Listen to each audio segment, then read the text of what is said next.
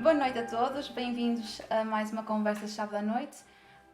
Hoje temos connosco o Rodolfo Silva, ele é um artista, docente também, além de artista também é docente de desenho clássico e figurativo e também de modelação 3D. Adorávamos saber como é que foi o teu percurso e como é que tu chegaste até aqui, como é que tu foste parar ao desenho realista e à modelação 3D.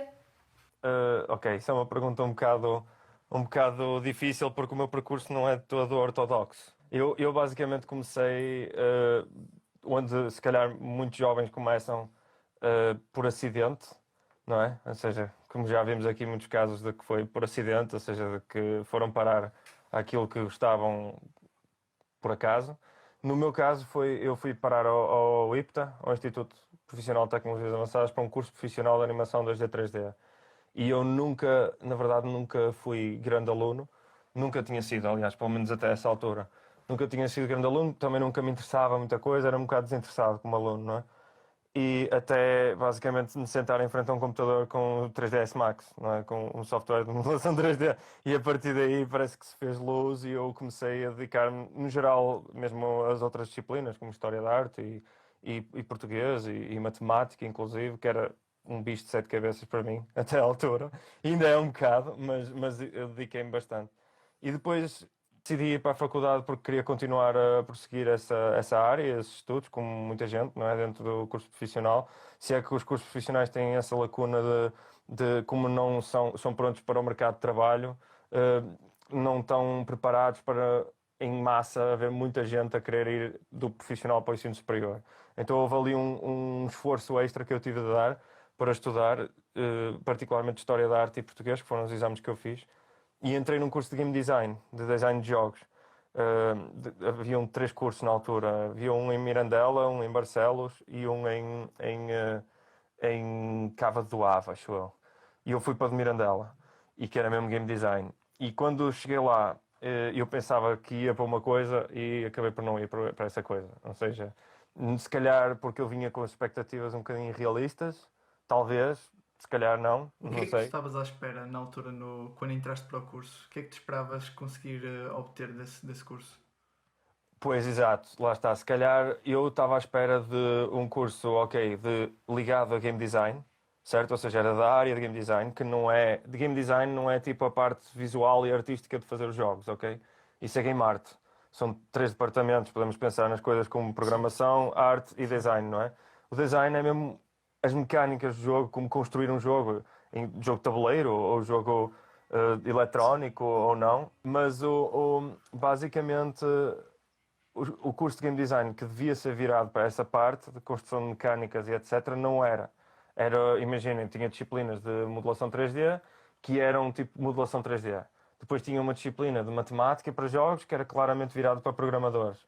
E depois tinha Ah, programação ah, que era porque há programação para game design, não é?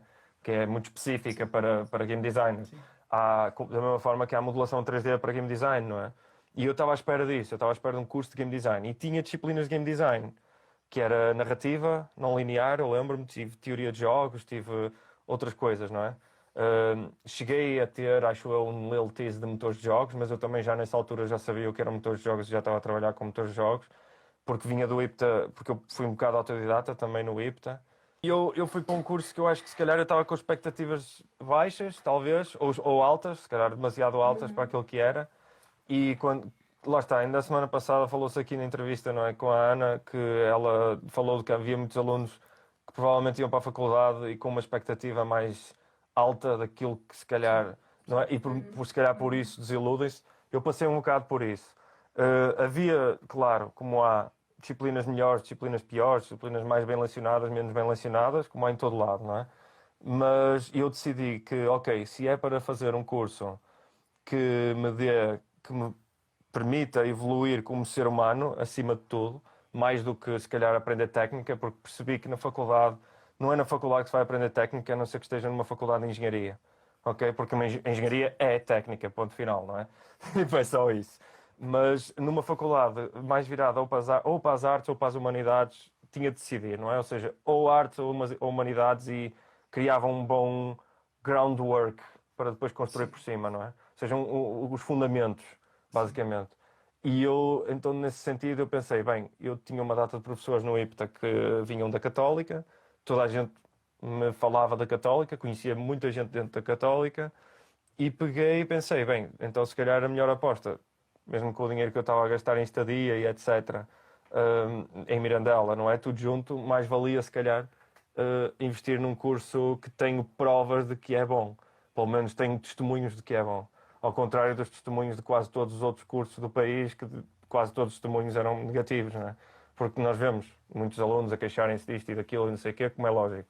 Mas na Católica, por incrível que pareça, eu quase não vi ninguém a queixar-se do curso. Havia uma pessoa que se calhar queixava-se de uma coisita, de nada, mas no geral acho que toda a gente que vinha de lá vinha satisfeito, no geral. Claro que há sempre coisitas, não é? Mas vinha satisfeito. E eu pensei, bem, então se calhar por isso, só por isso, vale a pena investir se calhar num curso mais tradicional, mais de artes, ok? Se calhar com uma componente digital, daí só a imagem, não é? Com uma componente digital versátil e generalista e com uma componente forte teórica, que eu sempre gostei. Eu sempre fui um bocadinho apaixonado por humanidades e etc. Então decidi ir para a Católica, nessa altura. E transferi para a Católica, estive lá 3 anos, na licenciatura, e adorei. Foi uma experiência incrível. E lá em termos técnicos, aprendi muita coisa de outras áreas que não sabia, que eu não conhecia, não é? Que nunca tinha mexido, como vídeo, como fotografia, como som, edição de som, que eu nunca imaginei que fosse fazer, não é? Mas deu-me um traquejo mais universal acerca do desempenho do papel, digamos, de um artista no mundo. Porque De outras também estudei ferramentas, basicamente. Exatamente. E depois não só isso, porque eu, para além disso, como a Mariana sabe, eu fiz o curso de som e imagem, mas eu testava desenhar. E aqui começa a questão do desenho. Vamos para o ponto de passagem para outra questão, não é? Que é, Sim. eu nunca desenhei na vida. Nem em miúdo, desenhava muito pouco e os meus professores viam-se gregos para eu fazer os exercícios de desenho. Provavelmente porque fiquei traumatizado desde muito cedo, como muita gente. Eu não gostava de desenho, nunca desenhava, e então uma das coisas que me deixava aquém de me inscrever na Católica era precisamente isso, era o desenho. Porque tinham 4 disciplinas de desenho obrigatórias e uma opcional. E eu pensei, 4 disciplinas, meu Deus, tipo, uau, eu não vou conseguir fazer este curso. Foi o que eu pensei. E ainda por cima eu tinha vindo de um curso de design de jogos que tive também outra experiência traumática com o desenho, que foi horrível e jurei na altura nunca mais Character desenhar. design? O quê? Character design? Não, tínhamos mesmo uma disciplina de desenho no primeiro ano, logo no ok. início. E eu jurei nunca mais desenhar, queimei os desenhos todos, assim uma coisa muito dramática, tipo com um monóculo e a tirar para a lareira, tipo, e a rir-me, assim, "Muah", não é? Tipo, mas eu lembro-me na altura que jurei nunca mais desenhar e quando percebi que a Católica tinha desenho fiquei tipo mega relutante, até eventualmente por acidente também. Ao mesmo tempo, sensivelmente, que me transferi para a Católica, fui parar ao Ateliê de Arte Realista do Porto. Por acidente. Porque um amigo meu andava lá e eu estava à espera dele num café e ele disse, olha, eu estou aqui, anda aqui e também desenhas. E eu, ei, nem pensar, não trouxe material e tal. Aquelas desculpas, não é? Eu não trouxe material. Sim, eu não trouxe material. E ele, mas ele tem aqui, o caraças. E, curiosamente, eu estava a lhe dizer que não e a única altura em que me deixou se calhar aberta à hipótese de ir experimentar uma aula foi quando ele disse, aqui o Daniel está a fazer, ensina tipo os métodos dos antigos mestres e do pessoal, uma herança que vem tipo do Renascimento e não sei o que. Aquilo pareceu-me assim algo muito místico, muito fantástico, tipo como se viesse de outro planeta, como se fosse uma lenda, não é? Uma Como se lenda fosse um que segredo, alguns uma sociedade. existiu. Sim. Uma coisa, imagina, antigos mestres, tipo uma civilização antiga que desapareceu, uma coisa assim, não é? E eu gostava de História da Arte, já era apaixonadíssimo por História da Arte, adorava pintores como o Caravaggio, como o Jacques-Louis David, como tantos outros no século XIX, no século XVIII e mesmo no Renascimento. E antes disso, inclusive, e eu pensei, bem, posso ir lá, tipo, vou a uma aula, vou experimentar uma aulita, também não vou perder nada, e já que vou ter desenho e vou na Católica, então might as well start now, não é? Tipo, E eu fui lá e lembro-me que logo na primeira aula, primeiro exercício que ele me deu, que foi um exercício do Barg, Charles Barg, eu fiquei completamente apaixonado por aquilo. Tipo, logo, imediatamente. E achei tipo, ok, isto é incrível. Eu não sabia que se podia fazer isto. Eu não sabia que era Perdeste o trauma. possível. Provavelmente, ou pelo menos aos bocados, porque eu lembro-me do Daniel também dizer que eu fui um aluno um bocado difícil no início. porque não é difícil, mais no sentido em que fui um aluno que durante muito tempo parecia que não ia evoluir para além daquilo. Certo? Tipo, toda a gente evolui no início, que está a aprender aqueles fundamentos, e depois chega a um ponto que entram no que eu gosto de chamar um plateau, não é? E nesse plateau parece que estagnam, mas não estagnam. Na verdade, o que está a acontecer é que estão a ter altos e baixos, só que, no geral, esses altos e baixos estão a ir para cima. Só que há momentos mais estáveis e nós pensamos que não estamos a progredir nada. E é o nosso cérebro só a assimilar as coisas. E eu entrei num plateau muito longo, para aí de um ano, sensivelmente, meio ano, um ano. E ele, lembro-me dele depois mais tarde me dizer, opá, eu achava que tu não ias sair daquele plateau e que eventualmente ias desistir. E eu, thank God, não. Nossa. Mas e depois fui para a Católica, durante esse período, estive no ateliê de arte realista, continuei a estar e ainda estou hoje. Ainda sou, para além de dar aulas lá ao sábado, estou durante a semana lá com o Daniel e com o resto dos alunos a desenhar de modelo e a fazer exercícios e cópias e etc. Porque é como um desporto, basicamente, não é? Em que uma pessoa tem que estar sempre a fazer os exercícios. E eu, depois, na Católica, eu lembro-me que fiz, por isso vou levar outra vez aquilo que estava a dizer sobre a Mariana, dizer que a Mariana conhece-me, que Sempre eu inscrevi-me. com capas atrás. Sim. Porquê? Porque eu apaixonei-me de tal forma pelo desenho nessa altura que decidi e fiz eu lembro-me de falar com a direção e tudo da Católica sobre isso, e eles disseram que não havia precedentes disso e que era fixe que eu fosse o primeiro precedente disso, de fazer disciplinas do curso de restauro.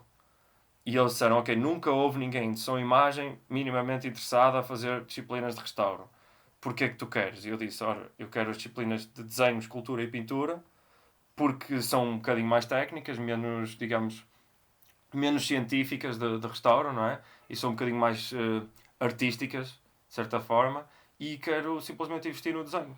Acho que faz sentido no meu contexto programático. Eles aceitaram, deram-me os créditos, ou seja, eu fiz essas disciplinas em vez de algumas opcionais, e tecnicamente fiz 8 disciplinas de desenho, mais 2 de escultura e 2 de pintura, durante a licenciatura. Que é muito mais do que o que eu estava a pensar que ia fazer. Eu até achava que não ia fazer nenhuma, ia reprovar a todo e que não, e pronto. E entretanto eu saí da Católica, acabei o curso, tive, como muita gente, após o curso, a trabalhar em sítios que não eram da minha área, não é? Na restauração, nomeadamente, tipo em qualquer coisa, não é? Para poder pagar, porque entretanto estava também a pagar o curso. E surgiu a oportunidade, entretanto, tanto de trabalhar como professor a part-time, ou seja, a dar umas aulas extracurriculares no Colégio Lusão Francesa, onde ainda estou hoje, e fazer uns projetos de verão com a direção do colégio, com um ex-professor meu da Católica, que basicamente nós fomos desenvolvendo uma amizade ao longo dos anos, que é o professor José Rui Teixeira, é da cátedra da Sofia de Melbreiner, na Católica. E ele basicamente fez-me uma proposta de eu dar lá umas aulas a part-time e incorporar-me nos projetos dele de verão, de cursos de filosofia, de humanidades e cursos de desenho, neste caso, e de escrita. Então eu seria o diretor, entre aspas, não é o diretor, mas o organizador da componente de desenho desses cursos. E fui com ele a Barcelona, fui com ele a Roma, agora tínhamos outra viagem para Ávila marcada, mas devido à pandemia foi cancelada ou adiada, não é? Temos outros projetos ainda mais para a frente, que também não quero estar a dizer muito, porque ainda não se sabe como é que isto vai ser, não é? Com esta questão da pandemia. Surgiu isso e surgiu também a oportunidade de trabalhar numa empresa um bocadinho mais a full time do que o que eu fazia quando estudava na Católica, que eu fazia uns trabalhos de freelance como modelador 3D. Basicamente atos únicos, não é? E eu, que é o curse de quase toda a gente nesta área, é os atos únicos e os recibos verdes, não é? Mas, e eu lembro-me que essa oportunidade foi de ir trabalhar para uma fábrica que não, em princípio não tem nada de criativo. Aquele trabalho era zero criativo, mas era 3D para design industrial, ou seja, eu tinha de desenhar as peças que eles eventualmente iam fazer as fundições, iam criar para a indústria, nomeadamente ferroviária. A moldes, maioritariamente. Sim. Ou seja, eu tinha um software muito técnico, um software tipo CAD, não é? Que era o Creo. Pronto, e eu trabalhava, nunca tinha trabalhado com esse software também, e eles explicaram-me aquilo para numa tarde, e eu depois basicamente fiquei lá e estive a trabalhar muito tempo lá durante uns meses, não foi assim muito tempo, foi tipo um ano, sensivelmente. Que deu-me alguma autonomia para sair um bocado das áreas do que eu estava a trabalhar, que não era a minha área, como a restauração, não é? Ou seja, consegui sair da restauração e conseguir, por um lado, a parte 3D como prático, ou seja, utilitário, a trabalhar numa fábrica, não é? E com projetos interessantes, apesar de não serem muito criativos, porque eram desenhos técnicos com medidas e ângulos e coisas assim que tinha de se fazer tudo certinho. E às vezes era mesmo lixado, havia peças mesmo muito complicadas. Mas não interessa, eram interessantes, não é mesmo? Eu sempre gostei dessas coisas assim mais científicas e mais. Não é? Pormenores técnicos mais. Sim. Muito funcional. Eu conseguia, eu modelava um objeto e passado 2 ou 3 semanas ia à fábrica mesmo onde estavam os trabalhadores a fundir e via a minha peça a ser fundida, não é? Em aço. E eu pensava, e era uma sensação fixe. Estás a perceber? É quase Sim. como quando o Leonardo da Vinci dizia que a arte que ele gostava mais era a arquitetura, porque era prático, porque consegue-se ver o resultado empiricamente no mundo. É um bocadinho isso, não é? É aquela sensação de, ok, eu estou a fazer um projeto, uma coisa que não existe em pixels e não é? E de repente ele existe no mundo e vai ser aplicado em whatever, em teleféricos ou comboios ou whatever. E ao mesmo tempo, na componente de desenho, estava a dar aulas, não é? Estava a dar aulas extracurriculares, ok, e a miúdos um bocadinho mais novos, que eu até, sinceramente, acho que prefiro isso. Acho que porque é uma forma de, se calhar, preservar um bocadinho a inocência deles perante o desenho, que é um bocadinho rupturada quando eles são traumatizados na escola, porque acontece inevitavelmente, são traumatizados com o desenho e depois nunca mais desenham na vida. E eu sinto que contribuo um bocadinho, ou pelo menos sinto que estou a tentar contribuir para isso deixar de acontecer. Aconteceu muito cedo esse tipo de procura por saber coisas, não é? Por causa dos computadores e do meu pai e dos videojogos. O meu pai era colecionador de jogos e tudo, e fazia questão que eu soubesse. Ele comprava as revistas de jogos e eu jogava os jogos e ele lia as revistas, não é? Portanto, e depois jogava comigo também, etc. Isso foi uma coisa, que é da parte do meu pai, que aconteceu isso. Segunda coisa foi que eu aprendi uma língua secundária muito cedo também. Eu aprendi o inglês, tinha também sensivelmente 4, 5 anos de idade. Porque comecei a ver desenhos animados em inglês sem legendas. Claro que não sabia falar inglês, comecei agora, como é lógico, não é? Mas comecei a assimilar que é uma idade. Porque é uma idade muito importante, não é? Tipo, dos 5 aos 6, 7 anos, é a idade em que nós começamos a quebrar um bocadinho a visão simbólica do mundo sobre este objeto, e vou desenhar quase o valor que eu tenho daquele objeto e não necessariamente aquele objeto como eu vejo. E é uma idade que começamos a ir mais para funcionalidades motoras, empíricas, não é? De mexer em coisas. Por isso é que é a idade ideal para começar a escola. Entre os 5 e os 7 anos, não é? Exato. Porque é quando a criança está a procurar, e é o porquê, a idade dos porquês, não é? Porque está a tentar perceber como é que as coisas funcionam. E qualquer pessoa que estuda ou antropologia ou psicologia vos diz que a língua é o primeiro e único, de certa forma, operador da máquina que é a nossa aculturação, não é?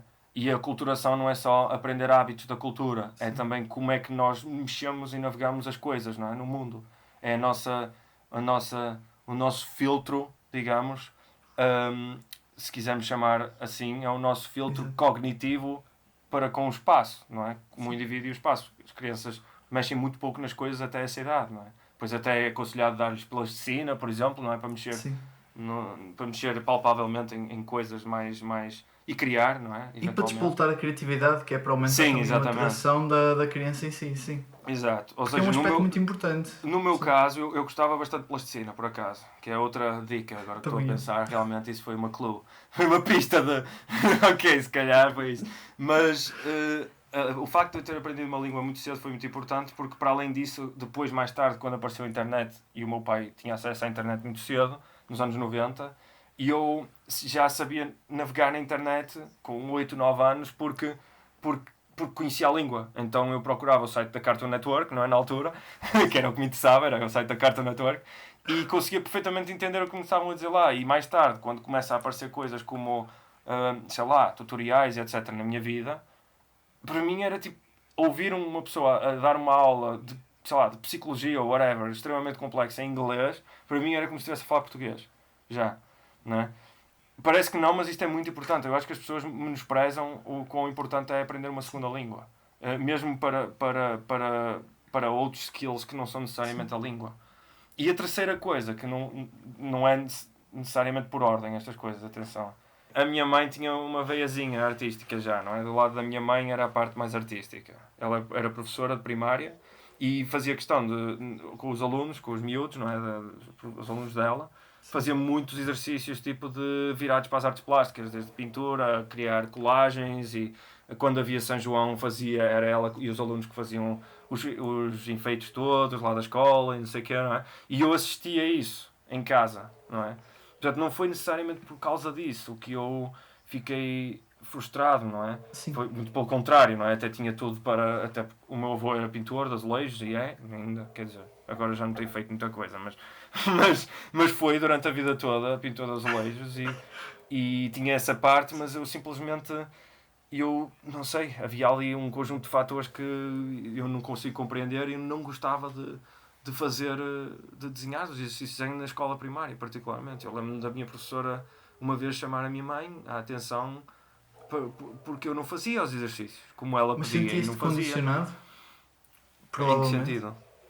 Por exemplo, eu vou-te dar um exemplo que eu tive no 5º e 6º ano. Tinha professoras que o facto de tu alterares a tonalidade de uma coisa que supostamente o céu é azul, fiz o céu laranja, a erva era verde, eu fiz a erva azul. Isso para elas era tipo um crime. Mas na mente de uma criança que está a formar tipo as suas capacidades, isso aí é uma coisa completamente normal. Sim. Sentias esse Não, tipo porque de... repara, a criança lá está, vê as coisas de uma perspectiva simbólica. Não vê realista no sentido óptico da coisa, não é? Porque ainda está a desenvolver isso, nem sequer vê perspectiva. A criança entende quase intuitivamente o espaço, porque desenvolve isso nos primeiros 2 anos de idade, não é? Mas ainda não formalizou a compreensão do espaço e da perspectiva, por exemplo, na cabeça com 6 anos. É muito rara a pessoa que fez isso. Quer dizer, os antigos mestres havia alguns exemplos, não é? Mas lá está. Mas é porque também eles instigado muito cedo, ou porque tiveram a sorte, como o Miguel Ângelo, de ter um pai que era pedreiro e era escultor também, ou o Bernini também, o pai era escultor e era bastante conhecido. Quer dizer, há aqui um conjunto de fatores, não é? Como é lógico. E eu acho que é irrealista uns professores que foi o que aconteceu comigo, não o mesmo exemplo que estás a dar, mas foi semelhante. Que foi eu pintar, por exemplo, a pele de um menino de roxo, e eu lembro-me de a professora na altura, tipo, pronto, ralhou-me e tal, porque não era assim, não sei, aquilo que estavas a dizer também, não é? Que aconteceu contigo. Sim. E eu lembro-me de depois a minha mãe perguntar-me o que é que se passou e não sei o quê, porque não era normal e blá blá blá. E eu disse que simplesmente os meninos tinham-me tirado os lápis e eu só fiquei com o roxo, então pintei tudo de roxo. Tipo, foi isso a minha... E era verdade, a cena era que era verdade. E, ou seja, eu acho que sim, tens razão, que os professores, particularmente na primária, não sei, é assim, porque eu já não estou na primária há muito tempo, como é lógico, não é? Mas não sei como é que isto está agora, mas imagino que esteja um bocadinho diferente, não é? Mas é o... O que é que transformou em ti o desenho? Ai, estás a dizer em mim quando eu... Sim, quando em ti. Quando começaste Ei, sei lá... O que é que te transformou em ti? O que é que te sentiste diferente como pessoa e como artista?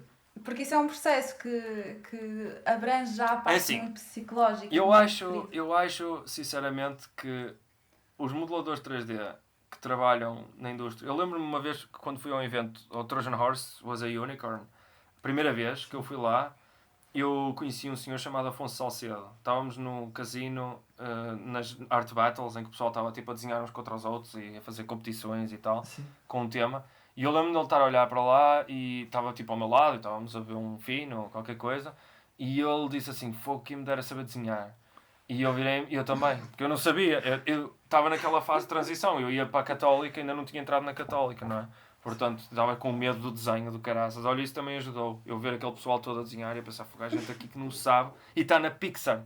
Tipo, como o Afonso Salcedo, não é? Estava na Pixar e a Jen, eu não sei desenhar. E eu, uau, a sério? Mas a verdade é que ele sabe. Não, ele se calhar não diretamente porque o trabalho dele não é tanto isso, era mais de iluminação e etc. Mas sabe, há uma componente, pelo menos, iluminação e composição. E composição é desenho na mesma, há um elemento de desenho ali, não é? Então, eu acho que, por exemplo, no caso da modelação 3D, a maioria dos modeladores 3D que faz, por exemplo, personagens em ZBrush e diz, eu não sei desenhar, estão a enganar-se eles próprios. Eles sabem desenhar, só não aprenderam as especificidades do médium em si. Estão a perceber? Há uma parte acrescida, porque é o 3D versus 2D, não é? Porque desenho é 2D. Então há uma componente de, ok, como é que eu torno um objeto 3D num objeto 2D que parece 3D, que é diferente, não é? Ou seja, domínio de perspectiva, domínio de um conjunto de coisas como, por exemplo, anatomia e construção, não é? Volumétrica, compreensão de forma. Mas, por exemplo, a compreensão de forma volumétrica em si já está lá. Uma pessoa que sabe modelação 3D, que trabalha a um nível profissional, não é? Em modelação de personagens, tem compreensão de forma da figura humana, tipo, não tem hipótese, não é? A não ser que faça uma coisa mega estilizada e mesmo assim é compreensão de forma, só não é tão uma desenvolvida. Sim, só não é tão eloquente, se calhar, como uma figura, por exemplo, para fanart da Marvel ou qualquer coisa, não é? Mas é na mesma compreensão de forma, não é? Ou seja, eu costumo dizer aos meus alunos, quando eles vêm, eu digo, então tens experiência? Eles, não. E depois, se calhar, passado uma hora, é que eu fiz uma ilustração há não sei quantos anos. Então não tinhas experiência? Não, eu pensava que estava a falar na escola. Eu, não, tipo, qualquer experiência, porque isso conta, não é? Conta. Então imagina, eu quando entrei no desenho, eu vinha de modelação 3D, não era de todo, tipo um pro, de todo, nada. Ainda não me considero completamente, mas isso é aquele síndrome, imposter syndrome, não é? Um síndrome de impostor, que acho que todos os artistas têm até certo ponto. Mas eu acho que havia ali uma parte de mim que já estava desenvolvida no desenho, só que eu achava que não.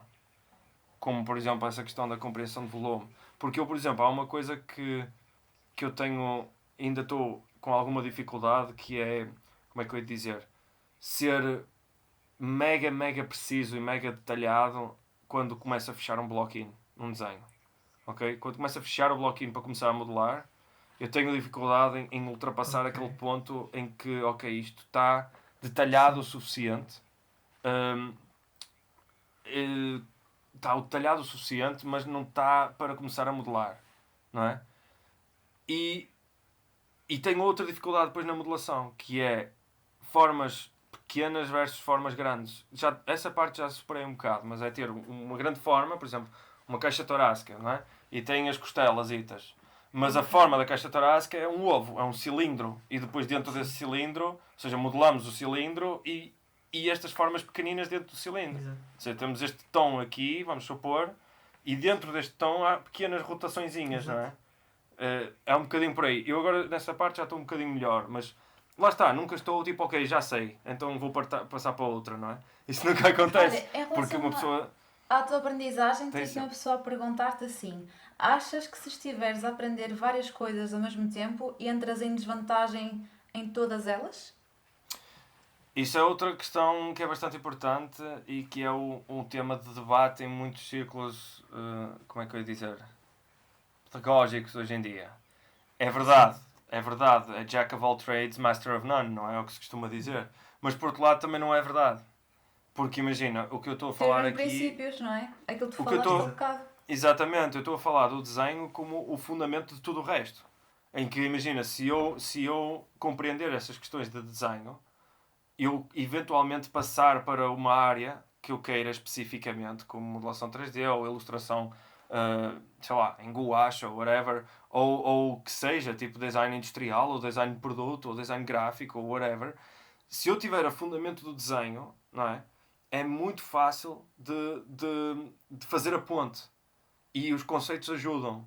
Não é a mesma coisa do que eu vou fazer design gráfico e vou fazer personagens para jogos e vou fazer música e vou fazer... Que não é mau, atenção, há gente que por temperamento é assim. Que é a parte Ok, mais eu sou um engraçada. bocado, mas... Há pessoas... E às vezes conseguem, atenção. Eu acho que acima de tudo, atenção, acima de tudo do que o mercado de trabalho diz, do que as faculdades dizem, e isto parece um bocadinho contraproducente porque eu sou professor e estou no mercado de trabalho, não é? Mas aqui a questão é, acima de tudo o que o mercado diz e o que as pessoas dizem que é melhor para teres um emprego e etc., é, se tu por temperamento és uma pessoa que quer e gosta de fazer muita coisa, faz, ponto. Não é? É um bocadinho por aí. Eu acho que as pessoas só têm que ter um objetivo acima de tudo, que é serem felizes, não é? E se querem e gostam, por exemplo, de tocar piano, e gostam, se calhar, de fazer jogos, e gostam de desenhar figura humana, pá, joguem e façam música e façam jogos e desenhem e façam o que vos vier na cabeça, não é? Não se negarem. Não se negarem, exato. Agora podemos falar um bocadinho acerca das tuas referências artísticas. É assim, eu peço desculpa se me falhar algum nome, mas a verdade é que há sempre um conjunto de professores, não quer dizer que sejam, que eu tenha tido mais ou menos empatia, mas que foram marcantes, de alguma forma, pela positiva, não é? E eu posso começar por dois professores que agora são colegas de trabalho, no IPTA, basicamente, não é? Que é o professor Carlos Couto, que agora é orientador do Sim. curso onde eu dou aulas, não é? É coordenador de curso, já era na altura, mas eu não era professor. Portanto, mas na altura foi o primeiro professor a ensinar-me 3D, seja do que for, foi 3ds Max. E eventualmente foi graças a ele que eu me mantive no curso durante tanto tempo. E na altura, o meu professor de História da Arte, no IPTA, que agora é diretor da escola, e esses dois foi tipo spot on, não é? Foi tipo, foram uma agulha no sítio certo, no tempo certo, não é? Que me apareceu ali e que me estimularam depois para tudo o resto mais para a frente. A seguir, podemos dizer que eu tive um professor lá em Mirandela que foi no curso de Game Design que foi extremamente influente para mim. Que as disciplinas em si foram influentes, como é lógico, mas professor, mesmo a personalidade em si, eu diria que foi, chama-se Jorge Palinhos, foi meu professor de narrativa não linear e de teoria de jogos. Tive uma professora também no IPTA, Sofia Miranda, que foi quem me ensinou Maia, que também foi importante, bastante importante. Mesmo de marcarem, de estarem no sítio certo à hora certa, não é? E depois, eventualmente, quando fui para a Católica, como é lógico, o Daniel Gamelas, foi tipo a influência, como é lógico, não é? Foi a influência no desenho, para mim, como professor e como colega, não é? E como amigo, neste caso. Eventualmente na Católica tive uma data de professores que me foram influentes, como o professor José Rui Teixeira, que entretanto também se tornou meu amigo e que trabalhamos juntos agora no colégio, e no Colégio de La Francesa e noutros projetos também. O professor Baltasar Torres, de desenho. O professor Baltasar Torres, de desenho. O professor Arlindo Silva, também de desenho, pintura e escultura, que também é professor na Faculdade de Belas Artes. E professora de argumento, Ana Sofia Pereira, incrivelmente influente comigo, tipo mesmo. E foi minha professora em 4 disciplinas de argumento e de escrita criativa. Henrique Manuel Pereira também, que é professor de literatura e de escrita criativa. Tive outros professores, não é? Mas diria assim, acho que não me estou a estar a falhar ninguém. Assim, mesmo ultra influente no sítio certo, à hora certa, não é? Acho que foram esses, assim, off the top of my head, não é? Como se costuma dizer. Mas não falaste de uma experiência que o público, nem toda a gente aqui sabe, tu tiveste uma estadia em Florença. Como é que foi isso? Aquela cidade é tipo uma pérola, uma pérolazinha em Itália, não é? Em que imagina, se vocês se imaginar Roma como uma espécie de diamante, isto é eu estou a parafrasear o José Rui Teixeira, o professor José Rui Teixeira, que Roma é tipo uma espécie de um diamante gigante em que chuta-se um calhau e saem tipo 20 Berninis e 40 Caravaggios, e, não é? Tipo, Em qualquer esquina há ali uma brutalidade de monumentos e de igrejas e de edifícios e pinturas e esculturas. Florença não, mas ao mesmo tempo Florença tem qualquer coisa que tenha valor objetualmente artístico, não é? Ou seja, de forma objetual, como por exemplo na Piazza della Signoria, a réplica do Miguel Ângelo, do David Miguel Ângelo, que é uma réplica feita no século XVIII, século XIX. Essas estátuas que estão lá, nós estamos, por exemplo, a caminhar na cidade e aquilo é mega plain, ou seja, tem aquela aura renascentista, como é lógico que é uma cidade medieval, não é? Mas viras a esquina e aparece-te um Miguel Ângelo e parece que levaste um soco no estômago. É tipo, pum, Miguel Ângelo, não é? Tipo, assim, qualquer coisa desse género. Porquê? Porque é monumental de alguma forma, mas ao mesmo tempo é pequeno e tem uma rotina muito pacata, muito pausada, muito interessante para artistas mesmo. Porque uma pessoa tem um ritmo, um ritual de vida lá, é muito regrado, de certa forma. Apesar do turismo, a loucura do turismo, etc. Mas a rotina, o dia a dia lá, a temperatura, o clima, as pessoas, a comida, tudo é assim mega. Não sei, tem ali um aspecto alentejo. Se percebem o que eu quero dizer, não é? Assim, muito. A sério, muito calmo, muito camponês, muito agrícola, mas não é agrícola. Então, é um centro de uma cidade. Foi o centro do mundo durante muito tempo, não é? Mas Em termos do teu estudo, tu foste lá fazer um curso de verão? eu fui lá fazer fui fazer um curso de desenho académico lá, porque ganhei uma bolsa, não é? Ganhei o terceiro lugar numa competição e eles ofereceram-me o curso. E eu fui com o intuito de fazer o curso e de estudar na Florence Academy of Art, não é? Porque desde sempre que tinha ouvido falar dessa escola e sempre foi uma referência. Já foi mais do que o que é agora, no sentido de, eu acho, aquele aspecto, aquele impacto, o awe factor, não é? Que os ingleses costumam chamar, de olhar para uma coisa que está tão para além do nosso alcance que nós, parece-nos feito por um Deus, quase, não é? Mas quando começamos a progredir, começa a chegar a um ponto em que já é mais próximo. Já é, em vez de ser um Deus, é tipo um familiar, é um primo afastado, qualquer coisa, não é? Então, quando eu fui, já fui para a Florence Academy como se fosse um primo afastado. E quando eu comecei a aprender a desenhar, a Florence Academy eram deuses, aqueles homens. Não é? Não estou a dizer que são maus ou que são bons, atenção. Só simplesmente parecia-me algo que era inatingível. Eu nunca na vida ia conseguir chegar lá, àquele nível. Aquela ideia, não é? De, ei, está tão longe que parece inatingível.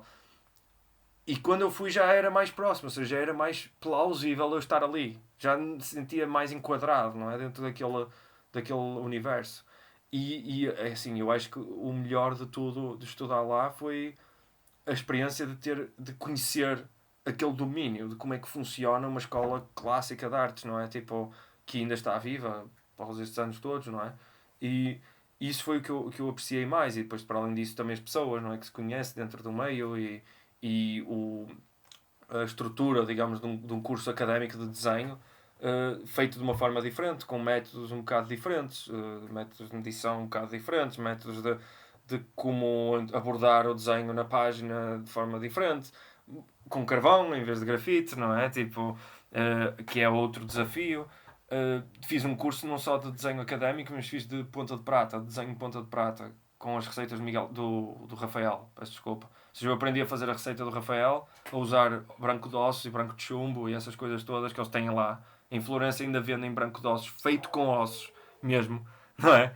Tipo, chumbo, mesmo chumbo, não é falso nem nada, é mesmo chumbo.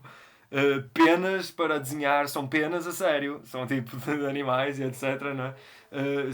Se houver algum vegetariano aqui peço desculpa, mas isso é muito fixe para mim, tipo, porque é sinal de que é aquela cidade que ao mesmo tempo é um hub turístico do século XXI e ao mesmo tempo é uma espécie de um objeto arqueológico, quase, não é?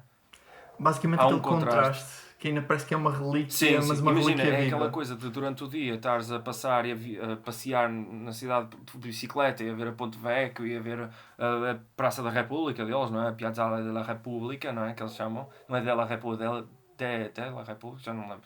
Mas é a Praça da República, basicamente de Florença, que foi fundada no século XVIII, salvo erro, século XIX, já muito à frente, mas estás ali a viajar, a passear, a comer, tipo, naqueles sítios mega romantizados que nós vemos nos filmes de Hollywood, não é? Basicamente, a romantizar a cidade.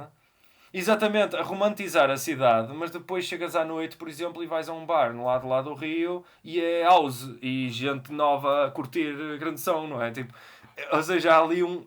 Nota-se que é uma cidade que tem gente muito própria do século e da altura em que nós vivemos, mas que é um conjunto, uma sociedade quase, uma cultura construída por cima de uma base sólida romana, basicamente, não é? Porque aquilo eram edifícios romanos, não é? Em Florença. Ou seja, é muito interessante isso e é uma coisa que transparece, que vê-se nas pessoas e que vê-se nos hábitos das pessoas e na forma como falam, na forma como andam, na forma como desenham, na forma como mesmo os americanos, porque a Florence Academy of Art é de americanos, não é? Fundada por um americano, que é o Daniel Graves. Mesmo nesses americanos vê-se, eles aculturaram-se a Florença, é quase como se fosse parte deles, não é? Foram Ou seja, adotados. adotaram a cultura e é mesmo muito interessante porque mesmo sem querer, não estou a dizer que é uma espécie, são tipo um camada de pretenciosos ali, eu sei falar italiano, não é isso que eu estou a dizer.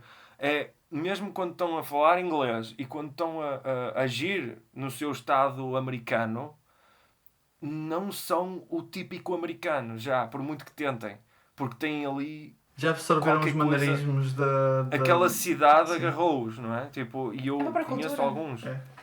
Eu conheço alguns de outra academia, até lá de Florença, da Angel Academy of Art, com o Martinho, que é um amigo meu, que eu fui ter com ele. E ele próprio diz a mesma coisa, não é? Aquela cidade tem ali qualquer coisa, tem um charmezito, não é? Que as outras cidades, mesmo as italianas, não têm. A Roma, por exemplo, tem um charme, como é lógico, é aquele charme de, sei lá, tem o Vaticano, que é logo uma monstruosidade artística, não é? Tipo, monstruosidade no sentido bom, não é? No sentido positivo. É um colosso aquilo, uma pessoa sente-se anã ali. Mas em Florença ninguém se sente anão. Tirando a cúpula, não é? Que é, parece que vai cair em cima. Mas não cai, ok? Não cai, porque era o Brunelleschi a fazer. mas é aquela ideia de que tudo nos engole em Roma, não é? E em Florença não. Em Florença nós é que engolimos a cidade. De certa forma. Não numa forma parasítica, se calhar um bocadinho com o turismo nos últimos anos, mas eu percebo que aquelas pessoas, quando andam na rua, consomem aquela cultura. Não é como aqui no Porto, sei lá, que vê-se muitos portugueses, por exemplo, a dizer eu não percebo porque é que os turistas gostam tanto disto. E os turistas, meu Deus, falam milhões de maravilhas do Porto, é a melhor cidade da Europa e o caraço. E nós ficamos de género, a sério, tipo, com Roma e com Londres e Paris e etc, não é? E nós ficamos um bocadinho, nós sentimos-nos sempre um bocado inferiores em relação a isso, é muito português isso, na Mas também verdade. estamos a ver na perspectiva de quem está dentro. É muito mais difícil Sim, de avaliar exatamente. positivamente quando... Exatamente. Mas é que imagina, eu em Florença não senti isso, eu senti os italianos, particularmente os fiorentinos, não é? Muito envolvidos na sua... Eu vi-os olhar para os monumentos da mesma forma que os turistas. Estão a entender? Ou seja, a passarem na rua, sei lá, a ir buscar as Isso é compras incrível. e a olhar para a cúpula e de Sim. boca aberta, não é? Ainda a absorverem, a adotarem Sim. aquela magia toda daquela cidade. Ou seja, e A a contemplar, aquilo que há a uma cidade tem para contemplação oferecer. estética coletiva ali que não acontece, ou acho que não acontece em mais lado nenhum. Eu não vi isso em Barcelona, por exemplo. Eu estive em Barcelona também, menos tempo, é verdade, mas estive em Barcelona e estive no museu, e estive, por exemplo, na Sagrada Família. E a diferença entre estás na Sagrada Família e estás na Galeria da Academia, onde está o David do Miguel Ângelo, não é? O original. Na Galeria da Academia tens sempre aquelas pessoas a tirar as fotos assim ao David, não é? E na Fontana di Trevi, em Roma, é igual. É igual à Sagrada Família, em que as pessoas estão mais preocupadas a tirar uma selfie para aparecerem no Facebook. Eu estive na Sagrada Família. Ou olhem para mim e a Fontana de Trevi lá atrás, não é? Tipo, estão mais preocupadas com isso do que o próprio objeto. Aliás, eu diria com o professor José Rui Teixeira, que eu estava com ele em Roma, e disse assim: olha, quantas pessoas é que achas que estão mesmo a olhar para o objeto? E nós contámos, e a gente estava uma pessoa a olhar. O resto estava tipo através de um telemóvel, ou assim, ao contrário, virado de costas, a tirar uma selfie, não é? E a mesma coisa em Roma, a mesma coisa em Barcelona, na Sagrada Família. exceto que na Sagrada Família, por ser uma igreja, havia uma zona reservada só para rezar e etc. Então havia um certo silêncio, porque era obrigatório, não é? Tinham de estar mais calados e etc. Mas, na mesma, as pessoas, tal, a tirarem as fotos. Mas em Florença, não.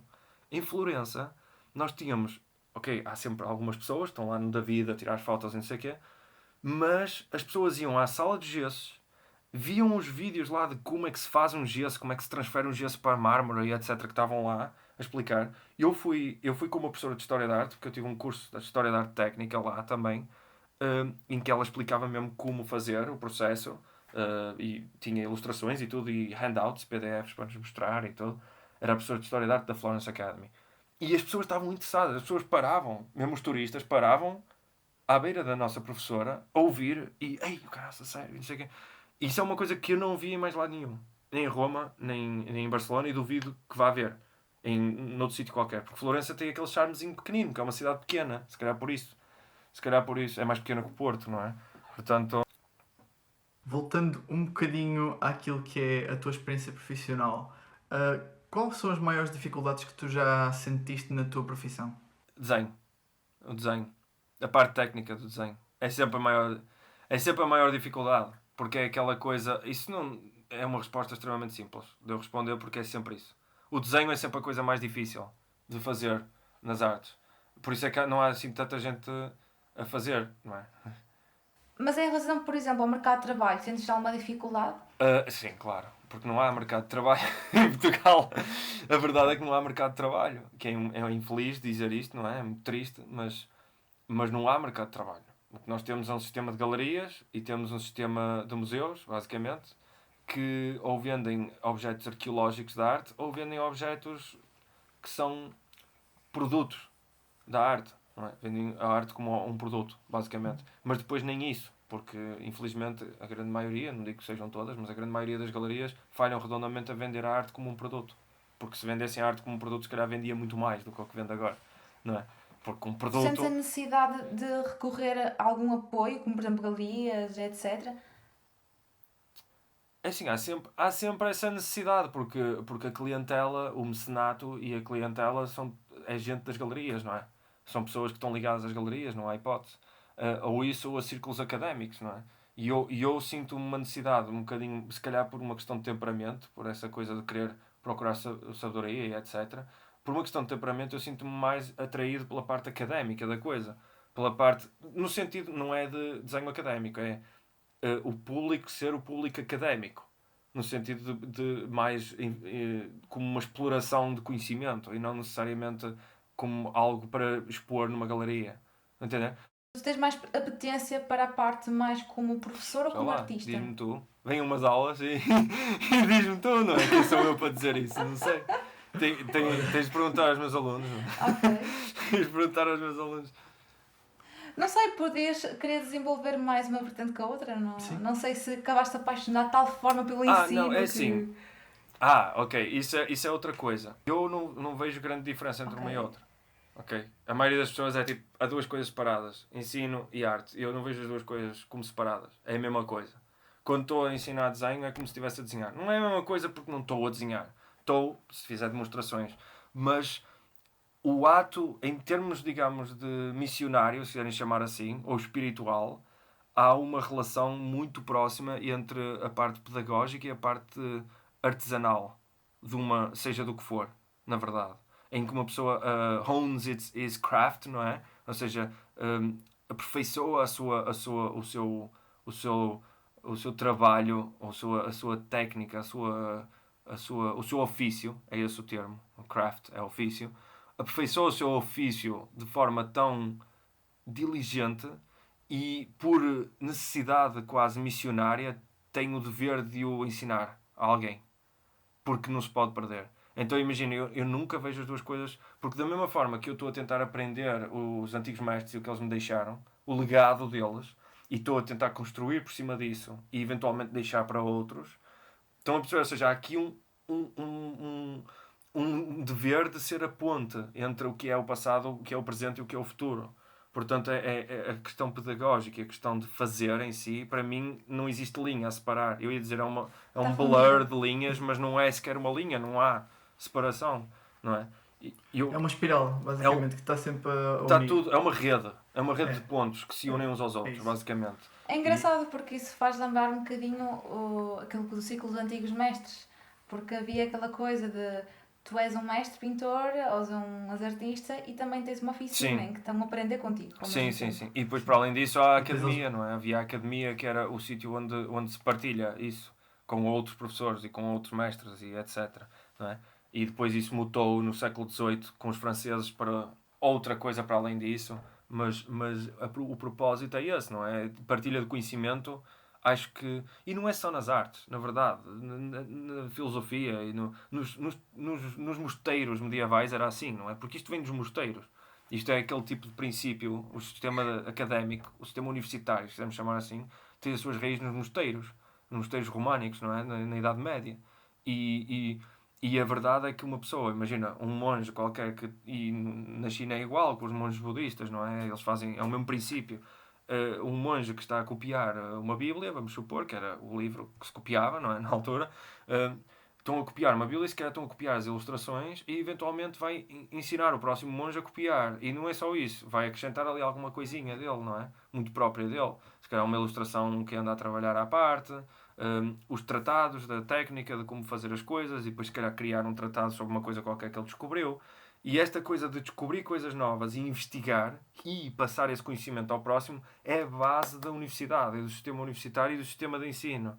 Portanto, um professor que diz que gosta de ensinar, mas que não gosta de investigar sobre aquilo que ensina, para mim não é um bom professor. Começa logo por aqui. E no caso do desenho, investigar sobre aquilo que ensina é desenhar. Não há melhor investigação do desenho senão tipo, continuar a desenhar, não é? Tipo, como é lógico. Do que Não pegar é? a mão na Do massa. que pegar na massa e fazer, não é? E se calhar não só, depois há aquela questão conceitual e etc, não é? Que tem de ser explorado, quer dizer, tem de ser se quiser. Se não quiserem também, fixe. Maravilha. Não é? Não tem de ser. Não há nada que tenha de ser. Agora, acho que essa questão de querer explorar uma técnica e querer fundir os conhecimentos dentro da nossa própria cabeça e não querer passá-lo é igualmente mau a querer ensinar uma coisa e não investigá-la. Primeiro, basicamente, quer dizer, é quase como aquela ideia do professor que sabe ensinar, mas não sabe fazer, não é? Ou ao contrário, aquele que sabe fazer e não sabe ensinar, não é? Também acontece. E eu pelo menos, isto é a minha perspectiva, não é? Eu vejo, eu acho que o artista ideal, e não é só o artista, em todas as áreas, mas estamos a falar de arte, portanto, o artista ideal ou o professor ideal é esse, é aquele que as duas coisas são juntas. E depois o quão eu consigo fazer bem e o quão eu consigo ensinar bem vai medir o quão bem sucedido eu acho que estou a ser. E o que é que posso melhorar para eventualmente ser melhor a fazer ou melhor a ensinar, não é? Eventualmente, se nós soubermos o suficiente, ou melhor, se nós soubermos ensinar uma coisa, quer dizer que sabemos o suficiente. Se tivermos esta perspectiva de querer investigar, não é? Porque se eu não tiver essa perspectiva, pá, eu ensino e não sei o que é que estou a ensinar, não é? E isso... Eu sinto que a minha profissão de professor deu uma oportunidade de dar-me liberdade para eu investigar livremente certos assuntos em que eu sei que, ok, eu vou ensinar isto e eu sei fazer. Mas será que E sei aprendes suficientemente... também. Exatamente, eu penso assim, eu sei fazer isto, modelação 3D para jogos, por exemplo, eu sei fazer isto, mas será que sei suficientemente bem para ensinar? Será que tenho a minha linguagem, será que tenho o meu conhecimento desta área tão bem articulado que eu consigo explicar de forma clara? Exato, que eu consigo explicar de forma clara a quem não sabe nada, não é? Isso é que é a grande questão, e isso para mim é uma oportunidade. Há muita gente que veria, se calhar isso é um desafio muito grande.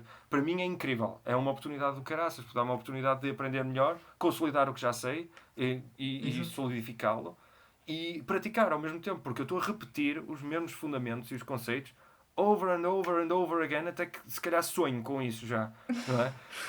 E sonhas? Portanto, eu já sonho com pontos altos e linhas retas e espaços negativos, e quem está nas aulas de desenho sabe o que é que eu quero dizer, tipo.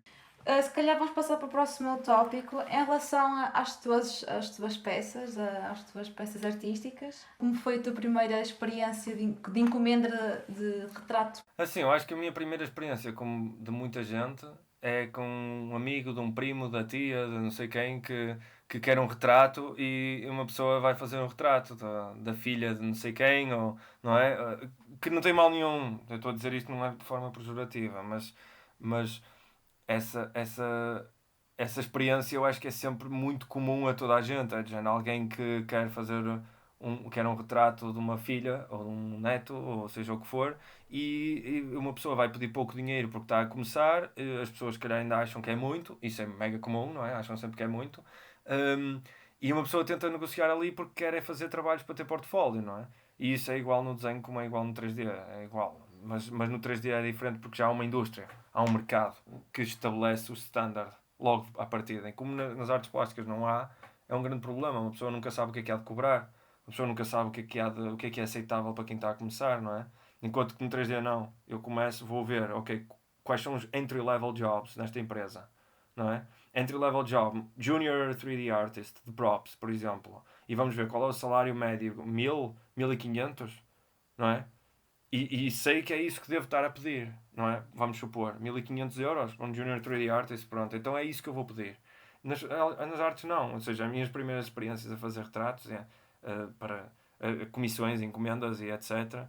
foi para familiares ou para colegas de familiares, como de toda a gente, não é? Que alguma vez começa nestas áreas. E tu tens alguma obra mais marcante? Até agora foi esta última, Santa Maria da Lapacha. E porquê? Porque assim, a maioria das pessoas que conhece o trabalho sabe que isto demorou uma data de tempo a ser feito. Mas não demorou uma data de tempo a ser feito porque é um trabalho que demora muito tempo a ser feito. Porque é um Quanto tempo? já estou há 1 ano e tal a fazer. Portanto... Não foram 13 anos como Da Vinci? Não. Mas é assim, não é todos os dias a fazer, não é? É com interrupções e se calhar uma vez por semana com sorte. E depois há uma fase em que foi preciso a modelo, não é? A Joana, que props para ela, porque é muito fixe. Porque ela teve uma paciência de caraças a ir para lá só para pousar e o caraças e pronto. Às vezes a modelo não pode, ou porque está a estudar, ou porque está a trabalhar, não sei o quê, então tem de se postpone um bocadito isso. Sim. E depois, para além disso, aquilo é um trabalho que culmina, ou seja, é o culminar da experiência de Florença. Porque o meu primeiro desenho, eu ia publicar no meu Instagram esta semana, aliás, esse desenho, mas basicamente o primeiro desenho daquilo foi um estudo a ponta de prata do Rafael. Eu fiz uma cópia do Rafael a ponta de prata, porque eu tinha acabado de descobrir isso, da ponta de prata, não é? Como fazer desenho a ponta de prata. Qual dos trabalhos de Madonna com o bebê. Aquele desenho Ok. a ponta de prata que é ela Sim, assim com a conheço. cabeça meio inclinada e o bebezito aqui no cantinho. O desenho, não é a Sim. pintura, que é a ponta de prata. E eu fiz essa cópia e depois decidi fazer... Porque era as viagens através do Rafael, eu escrevi muito sobre isso nessa altura, escrevi no caderno e passei a limpo e estou a pensar, escrever, fazer memórias mesmo sobre isso com os trabalhos, memórias descritivas, mas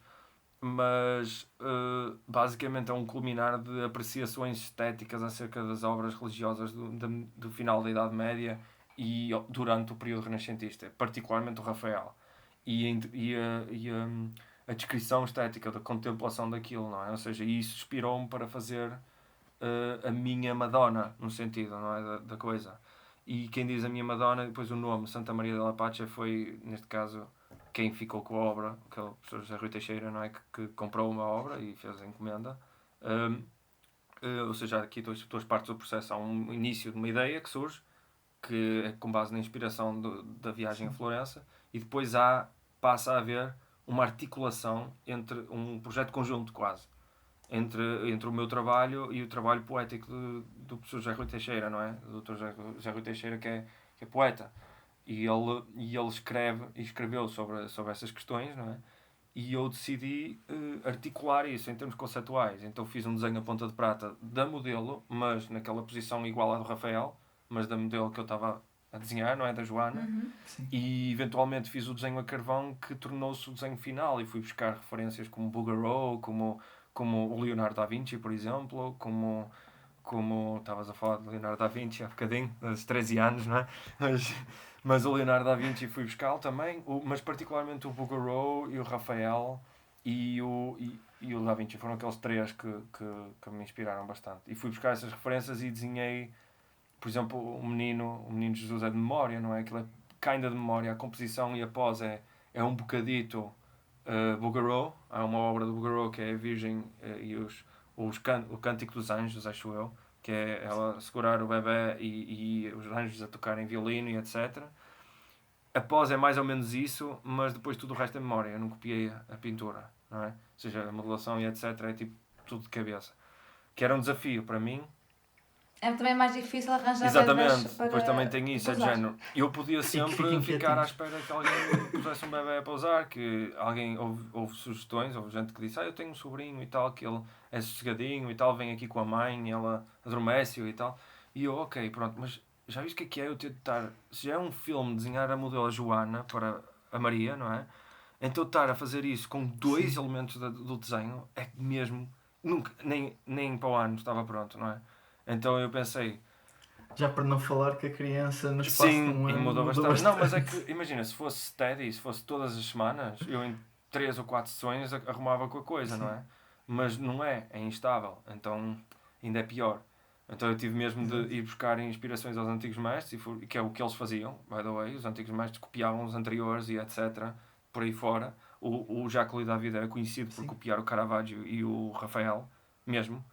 Há uma cena que é a morte de Sócrates, que o Sócrates está assim a apontar para o céu a dizer eu prefiro morrer do que contestar o sistema da democracia, não é? Eu prefiro morrer do que pôr em causa o sistema e destruí-lo, não é?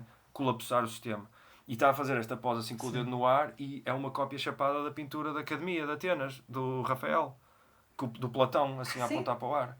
Não é? Sim, sim. Exatamente, é uma cópia. Sim. Ele copiou o Rafael. E não havia problema nenhum. Não é plágio. Sim. Tipo, é na mesma o Jacques David. Também havia diferente, a ideia era diferente. A ideia da imitação para Sim, aprender. sim, sim. Não, e não é só para Enquanto aprender. agora é um Mesmo para bocadinho que se a pose e aquela construção conceitual funcionar naquela pintura, entendes? Num contexto diferente. Não não? vejo porque não, Exato. quer dizer. E ainda por cima o Exato. Jacques David, que via-se como uma espécie de sucessor do Rafael. Porque era, em termos de linhagem de ensino, não é? O mestre-aprendiz, mestre-aprendiz. Tudo começou ou no Rafael ou no Miguel Ângelo. Nas duas uma, não é? Portanto, ele era sucessor do Rafael. Mas, portanto, não vejo grande problema e foi isso, basicamente. Esse foi o trabalho mais que até Ok. agora, pelo menos, que mais me marcou e que achei mais importante. Ponto de viragem. E quais são os teus projetos atuais? Tenho muitos, esse é o meu problema. Tenho muitos.